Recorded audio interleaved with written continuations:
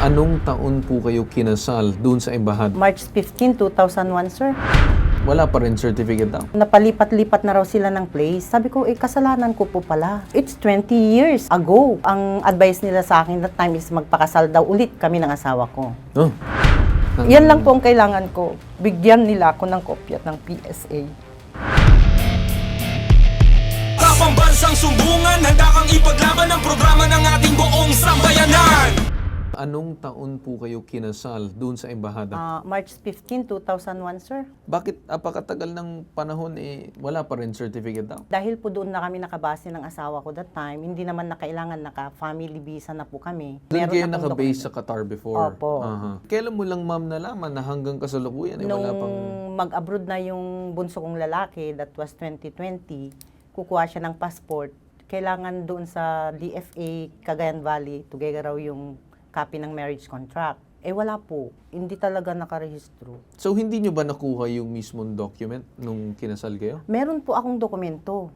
So ito yung kopya, Embassy of the Philippines, Doha, State of Qatar. So yan ang document na nakikita natin ngayon between itong Abelino Padilla and then ikaw si Ma'am Rowena. Tama? Opo. Ano nangyari? Bakit hindi doon process ng ating embahada? Nung binalikan ko sila, right after na in-inform sa akin nung binata ko, ang sabi nung nasa registrar, it's 20 years ago. So napalipat-lipat na raw sila ng place. Sabi ko, kasalanan ko po pala. Registrar ng embahada. Opo. Ngayon palipat-lipat na daw sila, hindi na nila na-process. Opo, sabi ko nasa Pero bakit computer hindi daw dapat nila process nung time na nandun daw sila?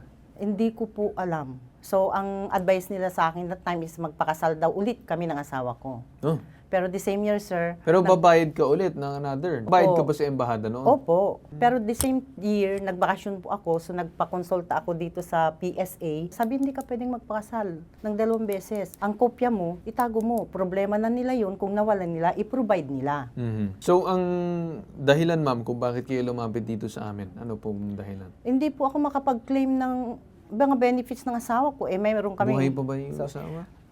Patay na po, magto 2 years na. May properties po kami dito sa Taguig na hinahabol nung hipag ko, which is sobrang panggigipit ang ginagawa sa amin. Kaya kailangan po talaga yung marriage certificate ko. Okay, para lang sana sa seguridad mo at yung pamilya mo. Alam po nyo, Ginoong Carl Bitag, napakasimple po ng issue eh. Ang issue lang dyan, kikilalanin ba ng ating PSA yung dokumento na ang nagpadala dito po sa nagreklamo sa atin, ang embahada mismo matapos magkaroon ng pagpapakasal. Sabi po ng ating revised rules on evidence sa kasalukuyan, yung ganyang uri ng mga dokumento, ituturing po yung duplicate original noong mga dokumento na dapat nakatago sa pag-iingat ng pamahalaan. At kung nawala po yung nasa pag-iingat ng pamahalaan, yan po should be entitled to the same faith and credit, the same recognition, yung hawak ng ating panauhin mula sa Cagayan. Okay. Dapat pong gawin dyan, sulatan po formal yung pong PSA at sabihan sila, ipinaparehistro ko ulit ito kahit na anong sabihin nyo, delayed registration man ng aming kasal or whatever, ipinaparehistro ko ito at kailangan tanggapin nyo. Dahil kung hindi, pwede po silang madala sa ombudsman para ang ombudsman ang pipilit sa kanila na magbigay ng sertifikado, kopya nito pong inihaharap ng ating panauhin bilang tunay at totoo na marriage contract. Okay, attorney, may sinasabi kasi itong si ma'am. Anong sabi ng PSA sa'yo? Kailangan lang po yung records of marriage na manggagaling sa Doha, Qatar. Yung So hindi records of sila marriage papayag lang po. dun sa kopya na hawak mo Opo. Kailangan daw yung records of marriage. ng PSA? Opo. Okay. Attorney Batas, ano pong masasabi nyo Kung sinasabi nyo, kung base sa revised rules of evidence, ay pwede na sana magamit yung kopya na hawak ni ma'am. Paano po yan, attorney? Kailangan po nating pilitin yung PSA na yan. Kasi lumilitaw po, wala namang kagagawa dito pong panauhin natin na hindi na po ma-produce ng ating embahada sa ibang bansa yung mga original records nito. At dahil nga po dito sa panibagong alituntunin, yung pong ganyang kopya, lalo na po kung duplicate original po yan, kikilalanin na po dapat yan ng PSA at dapat na po nilang i-record yan. Hindi na po yan mangangahulugan ng panibagong pagpapakasal dahil nga wala na yung isa sa mga nagpakasal noong unang panahon. Hindi na rin po kailangan magsampa ng kaso riyan para kilalanin itong dokumento ng ating panauhin. Ang kailangan po lang dyan, i-apply nila yung panibagong reglamento na nagsasabi yung ganyang duplicate original, lalo't wala naman pong tumututol, wala naman pong objection ng sino man na yan nga, dokumento ng kasalan, dapat pong tanggapin ng PSA yan. Okay. Yung Carbitag, mga kababayan. Paano naman yung embahada na nakawala na under naman ng Department of Foreign Affairs na kung saan sila ang nakawala, sila ang nagsimula ng problema? Meron po tayong tinatawag na reconstitution of records sa ating mga embahada. Hindi ko mo nasunog sa embahada. Hindi ko mo nawala nila ang dokumento, tatahimik na lamang po sila. Tungkulin po kasi nila ang pangalagaan yan, Ginoong Carbitag. At dahil tungkulin nila at nawawala sa kanilang pag-iingat yung dokumentong opisyal, ito pong ipinipresenta ng mga tao na nakipagtransaksyon sa embahada, kagaya po ng ating panauhin, kailangan po nilang tanggapin kasi wala naman pong dahilan, ibang dahilan upang itong ating panauhin ay maglabas ng ganyang dokumento. Importante po na mabigyan ng pagkilala yung dokumento ng ating panauhin sapagkat nangangahulugan po ng paghahabol nga naman ng kanyang mga biyaya bilang surviving spouse ng Yes. namatay na asawa, Ginoong Carl Bitag. Okay. So, attorney, with that said, balikan ko lang itong si ma'am. Ma'am, may katanungan ba kayo kay Attorney Batas?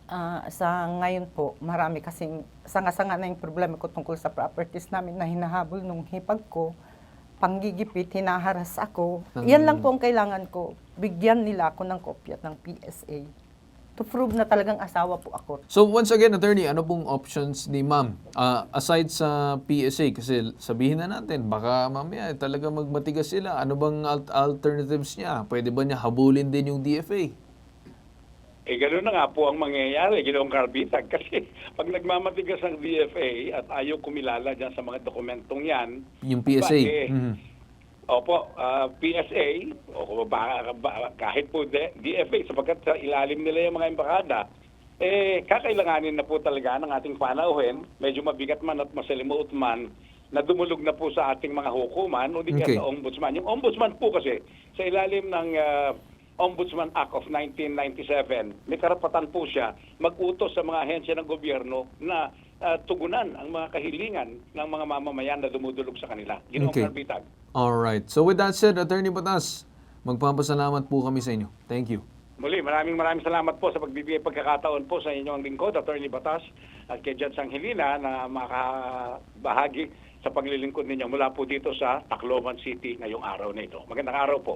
Meron din tayong statement itong Department of Foreign Affairs na kung saan tinawagan din natin sila.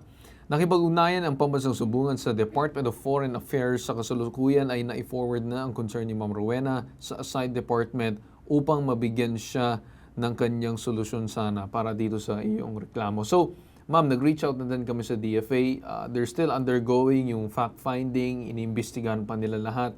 And then, tutulungan ka regarding doon sa iyong reklamo. In fairness naman, sir, sa DFA, ano man yung hinihingi ng PSA ever since na nag-request na ako, provide nila, pero bawat punta ko, tatawagan nila ako, ready na si papers mo. Iba na naman yung hihingiin ni PSA. So, sometimes, sabi nga nung Then DFA, siguro, ma'am, we can facilitate and call both. We can call itong PSA, we can call itong DFA. Para lang, ma'am, maging maayos yung proseso na pagdadala sa'yo. Kasi, naiintindihan naman natin, baka mamaya kasi iba-ibang tao humahawak sa'yo, kaya nag-iiba-iba yung hinihingi sa'yo. Yun nga po. So with that said, ma'am, ako naman nagpapasalamat na lumapit ka dito sa aming tanggapan para masolbahan sana ang inyong sumbong. Thank you po. Hindi po ako nagkamali. Thank you. Alright. Good Thank luck you. po sa inyo, ma'am. Maraming Thank you. salamat. Sa pambansang sumbungan, handa kang ipaglaban ang programa ng ating buong sambayanan.